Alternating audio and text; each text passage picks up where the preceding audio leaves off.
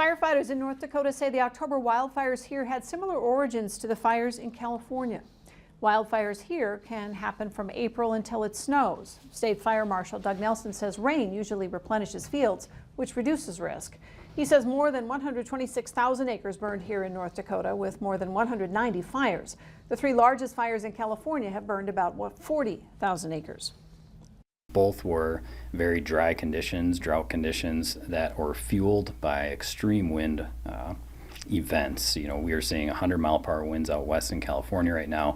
In our state, we are seeing 70-mile-per-hour winds, which for us is probably very significantly close to similar conditions that make it very hard to find a defensible space and be able to get in front of those fires.